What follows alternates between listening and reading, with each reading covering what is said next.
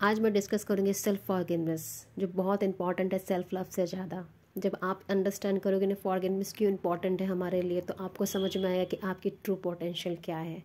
क्योंकि आप दूसरों को बहुत इजीली फॉरगिव कर देते हो, लेकिन खुद को नहीं कर पाते। वो कंपैशन खुद के साथ नहीं हो पाता है, क्योंकि हमारा खुद के साथ कोई रिलेशनशिप है ही नहीं। यही तो बिल्ड करने के लिए हमने फॉरगिवनेस का सहारा लेना पड़ता है।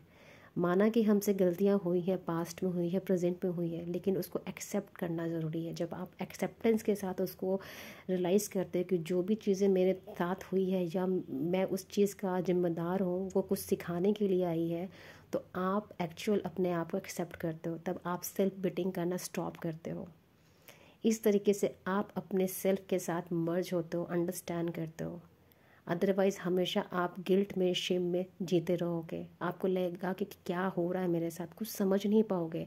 अंदर अंदर आपको एंजाइटी आएगी, गुस्सा आएगा, आप किसी को बता भी नहीं सकते हो। हमेशा आप आपकी जो सेल्फ इस्टीम होती है वो लो होने लगती है।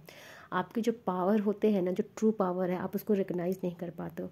लेकिन जैसे ही आप फॉरगिवनेस को चूज़ करते हो ना, आपको लगता है कि जो भी चीज़ें मेरे साथ हुई है ना, कुछ सिखाने के लिए हुई है, मेरे ग्रोथ के लिए हुई है, तो फिर आपको अपना पोटेंशियल पता चलता है।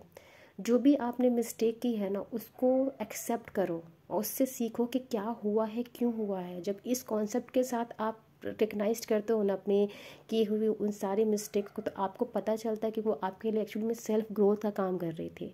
अदरवाइज जो पास्ट का किया हुआ मिस्टेक है ना, आपकी इस प्रेजेंट में भी रहता है, वो कैरी फॉरवर्ड होगा हमेशा आगे की ओर, और आपको कभी भी ग्रोथ करने नहीं देगा। इसलिए फॉरगिवनेस जब आप करते हो ना, तो आप उन चीज़ों को लेट गो करते हो। जब वो नेक्स्ट स्टेप में आप जाते हो लाइफ के, अगर वो सामने भी आता तो आपके अंदर वो फियर ख़त्म हो जाती है।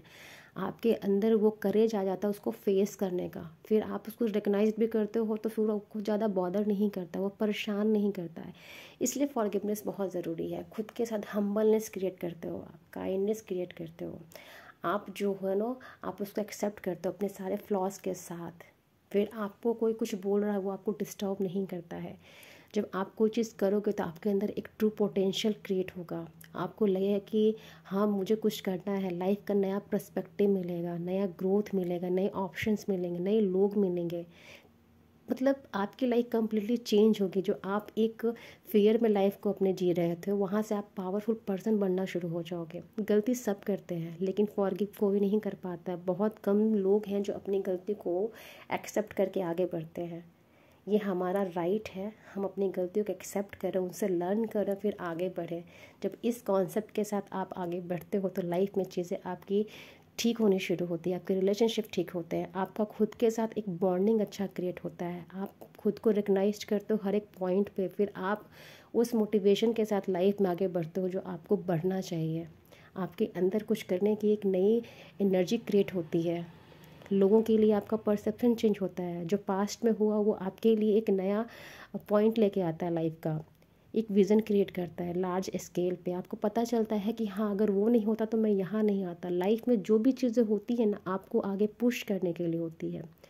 आपको आपके माइंड का, आपके बॉडी का जो भी एक इन्वॉल्वमेंट होता है ना, वो अलग लेवल पे फिर चला जाता है। फिर आपके अंदर वो कुछ अलग करने की चाह आती है। लेकिन जब तक आप खुद को फॉरगिव नहीं करते हो, आप एक एंजाइटी में रहते हो, एक फियरफुल लाइफ जीना पसंद करते हो। लेकिन जब फॉरगिवनेस करते हो ना, तो आपके अंदर एक कंपैशन, एक काइंडनेस, एक हम्बलनेस क्रिएट होती है, खुद के लिए भी और उन लोगों के लिए भी जो आपके साथ कर चुके हैं कुछ गलत। फिर आपको लगता है कि अगर ये नहीं होता तो शायद ये चीज़ें नहीं होती। लाइफ में जो हो रहा है ना, उसका कुछ ना कुछ पर्पस है।